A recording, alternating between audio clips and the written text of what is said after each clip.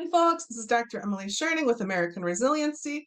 I'm back as promised to share more content from last week's Midwest Climate Resilience Conference in Duluth. I don't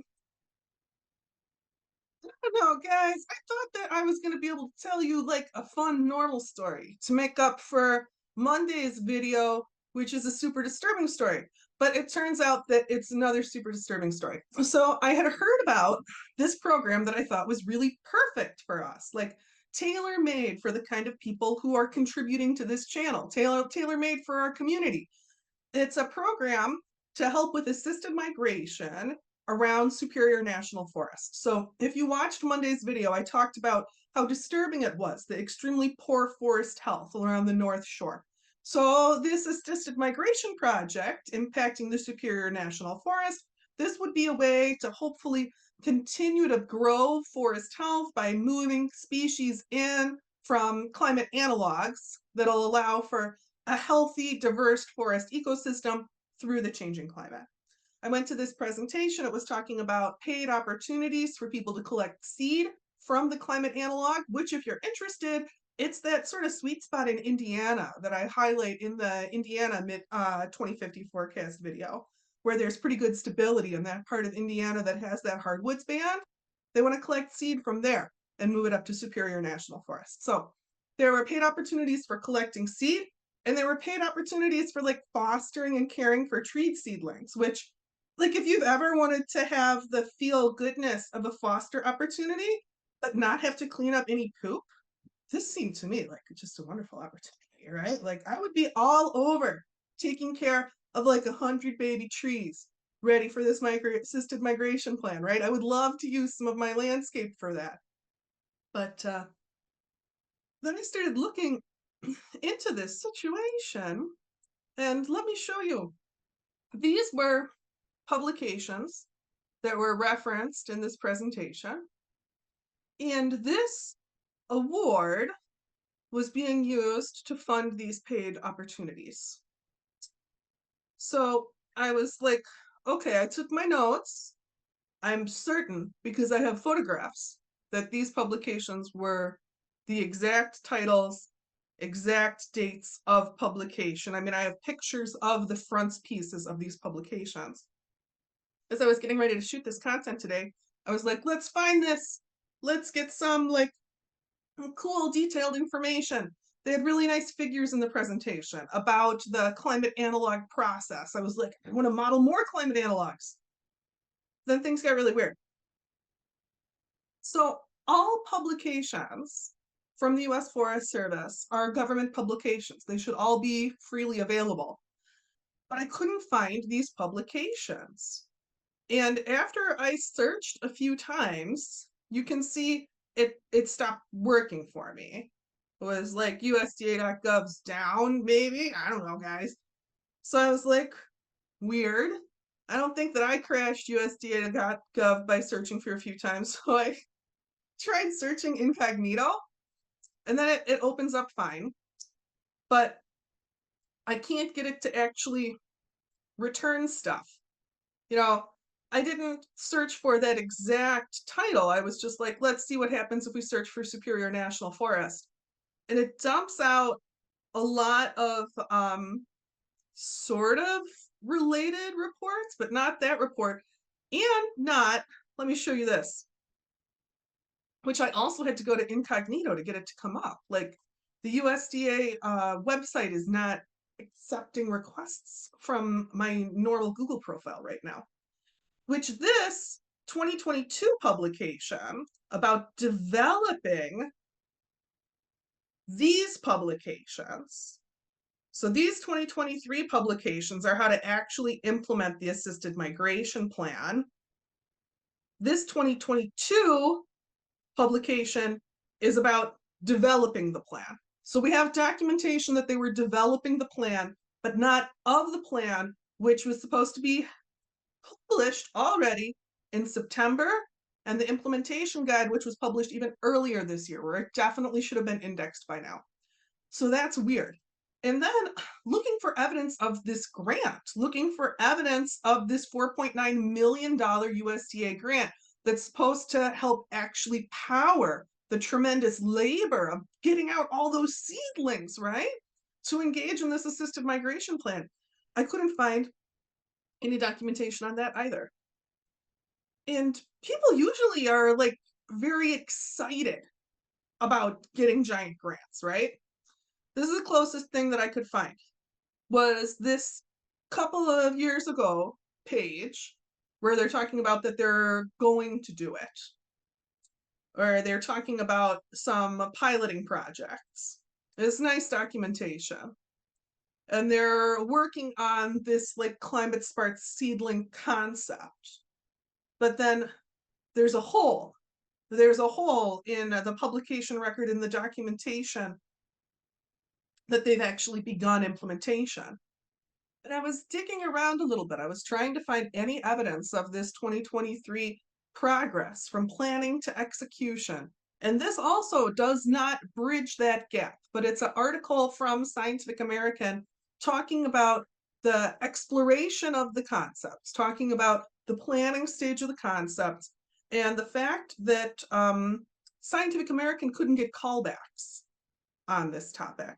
So this is all very weird, and this is not the story that I wanted to tell you. I wanted to be able to tell you about like a plan of action, and I think that it's extra disturbing in the context of knowing that the NCA 5 is fully reviewed, is fully screened and ready for release, and that people are sitting on it, and that these are not low cost resources to make these published reports that I was shown at the conference, that I saw the front pieces of these reports at the conference, and they belong to the American people. Government publications are supposed to be transparently available on those government websites. The government website shouldn't be shutting me out, as we can see it is from searches from my normal Google account associated with my name, but I can get in on an incognito window. It's all very weird. It's all super bizarre. I'm not sure what to do next. I mean, like, I don't want to get in a fight with the U.S. Forest Service. I love forests. U.S. Forest Service. So a lot of people who work for the Forest Service are like pretty tough, you know, like I don't want to fight with them. But I guess what I could do is I took notes about two of the nonprofits that it said in the presentation are partial recipients of this grant. Urban Roots, which looks like a really nice organization, nice 501c3 in Minnesota, in St. Paul, Minnesota. There's no mention of that program, which let's pull it out, the Minnesota Climate Smart Seedling Production Network program. On their website, they also say that one of their funding recipients downstream of the USDA grant was the Sustainable Farming Association. Again, great organization, nice nonprofit, no mention of this Climate Smart Seedling Production Network on their website. And it is, you know, like not necessarily what I would think of them as doing, either of these nonprofits. I could see it happening. But if either of them got a big funding award like this, they would publicize it, right? So bizarre, really weird stuff. So, folks, you know, like I said, I wanted to tell you a story about what sounded like an opportunity for us to take action, to engage in exciting regenerative work around our transforming landscapes here in America. And instead, I found a really strange hole in the publication and data record. And my interactions with the Forest Service website, I also find those very strange. And because I found that so strange, I reached out to friends who had access to other like university library databases, these sorts of things. They were not able to find those publications either, or evidence of this claimed USDA award either. I find it all extremely peculiar. I'm not sure what to do. You know, this is a serious rabbit hole. It brings up a lot of questions about other resources, right? And other programs. And at the same time, this is not like right in my wheelhouse. So I figure I'll share this bizarre and kind of scary and unsatisfying story with all of you. See what your reactions are. See what you think I should do next. I encourage you to try and find this stuff. And if you find it, the best possible outcome would be there were some server problems the day that Emily tried to look for these resources. She is dumb. She should have taken longer on the problem. Everything makes sense. I would love it if that's the solution. I don't know if that's the solution. I've never run across something like this before. And I'm like a research scientist. I've spent many decades finding resources. I tend to find my resource, right? Another weird puzzle piece to the story. At the presentation, they had talked about their consulting process with tribal nations and tribal elders. And, at the time, I was like, oh, this is good. You should get buy-in. These are lands that have a lot of enacted treaties. There's a lot of rights that the indigenous nations have towards landscape and resource use in this area in and around Superior National Forests.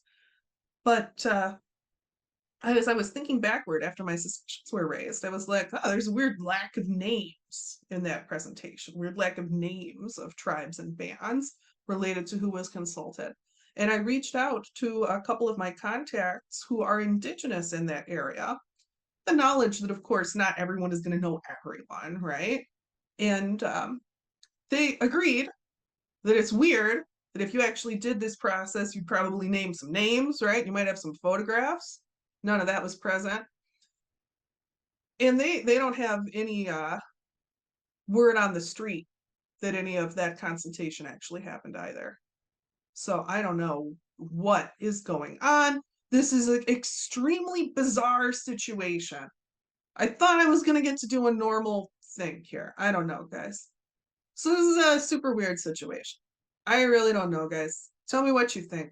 I would love it if what happens is you plug in these terms and you find these PDFs. And it just turned out that my internet was having a weird day. But I don't think that's what it is. And I don't know if it's worth digging deeper into this. It's not like this is the purpose of the channel, right? This is not getting useful climate information to you.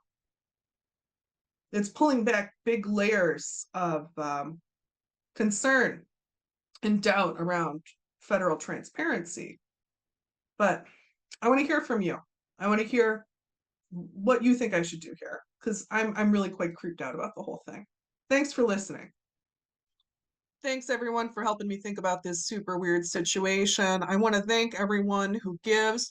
I'd like to say that if you choose to give money, I ask you to please give through PayPal, to consider giving through PayPal, because then I keep more than 95% of the donation and I get it that same day. Whereas if you give through YouTube, YouTube does take almost a 50% cut of everything that you give, and the payouts are extremely delayed. So if you want to help, I appreciate it, and I appreciate you donating through PayPal.